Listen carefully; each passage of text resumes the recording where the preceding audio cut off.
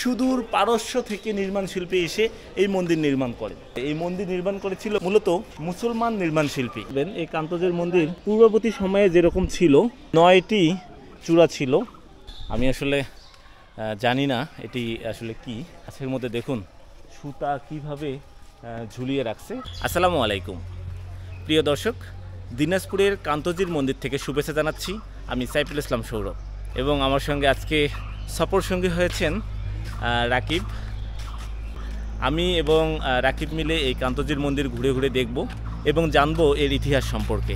প্রিয় দর্শক, মন্দিরে প্রবেশ মুখেই প্রত্নতত্ত্ব অধিদপ্তরের একটি বিভিন্ন ধরনের নির্দেশাবলী বা এর ইতিহাস তুলে ধরা হয়েছে। প্রিয় দর্শক, আমি এই মুহূর্তে আছি সেই কান্তজির মন্দিরে। কেউ বলে কান্তজিউ মন্দির, কেউ বলে কান্তজির, আবার এটি কান্তনগর নামেও বেশ পরিচিতি লাভ করেছে। এই যে দেখুন আমার পিছনে যে মন্দিরটি দেখতে পাচ্ছেন, এটি সেই মধ্যযুগীয় একটি মন্দির যেটি তৈরি করা হয়েছিল মধ্যযুগ আমলে। এই দেখুন কত সুন্দর একটি মন্দির, আহা!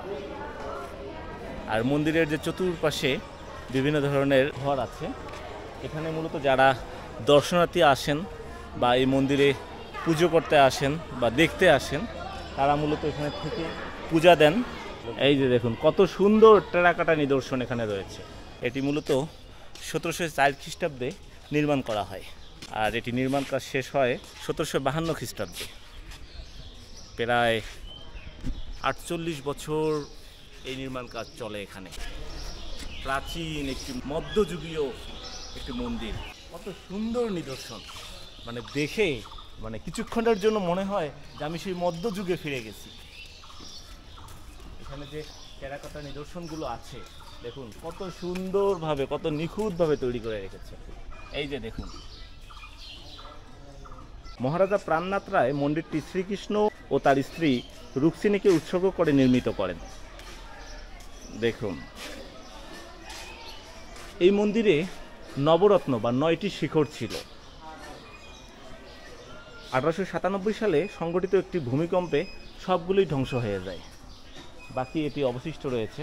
এই মন্দিরে বাংলাদেশের সর্বোৎকৃষ্ট টেরাকোটা শিল্পের নিদর্শন রয়েছে। এই যে দেখুন, এটি বাংলাদেশের সর্বোৎকৃষ্ট টেরাকোটা শিল্প।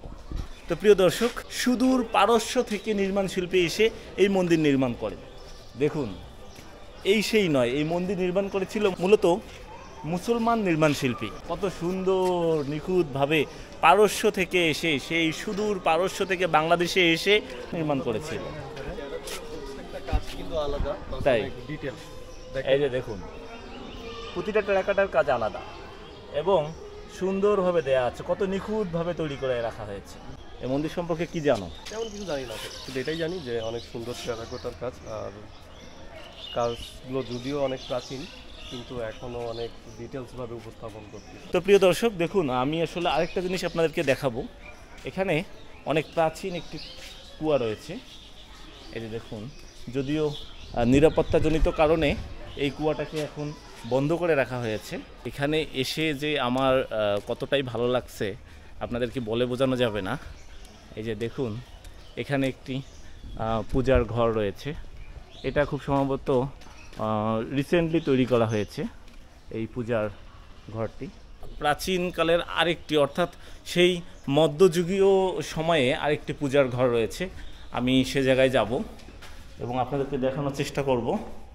এটি মূলত আমার পিছনে যে মন্দিরটি দেখতে পাইলেন, এটি হলো এখন পর্যন্ত সব কিছুই ঠিক আছে, কিন্তু আমার সামনে যেটিকে দেখাবো সেটি দেখলে আপনারা চমকে যাবেন।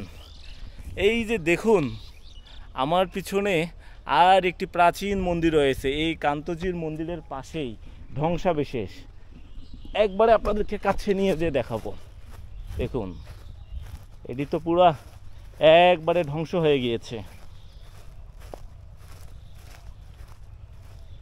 ধ্বংস হতে হতে একবারে মাটির নিচেই চলে যাচ্ছে।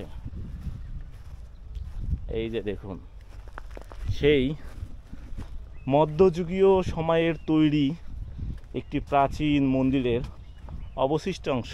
এখানে এসে আমি যেটা জানতে পারি, এটি ছিল প্রাচীন আমলের সেই মধ্যযুগীয় আমলের প্রাচীন শিব মন্দির। একেবারে ধ্বংস হয়ে যাচ্ছে আর কি। ওই যে ওটা কিন্তু গেট আর এটা কিন্তু সিঁড়ি উপরে যাওয়া। কোনটা সিঁড়ি? এটা ছিল সিঁড়ি না? এই যে এটা এই যে দেখুন, আর ওই যে গেট, এটা ছিল গেট।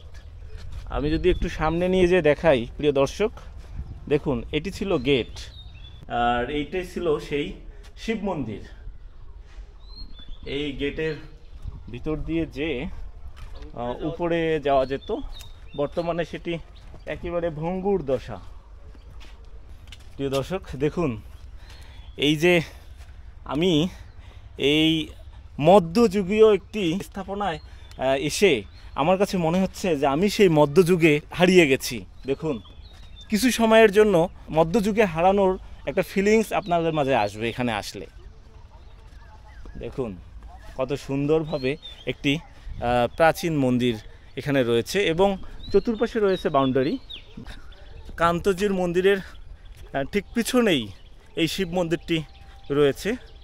তো প্রিয় দর্শক, এখানে অনেকেই আসে, এসে মানত করে এই গাছের মধ্যে লাল সুতো বেঁধে রাখে। এই যে দেখুন, পুরা গাছ ভর্তি লাল সুতোয়। দেখুন সুতা বাঁধতে বাঁধতে এমন একটা অবস্থা যে নিচে ঝুলে যাচ্ছে। এটার পাশেই আর একটি ছোট একটি নিদর্শন। এটি আসলে কি? এটি কি, এটা তুমি জানো?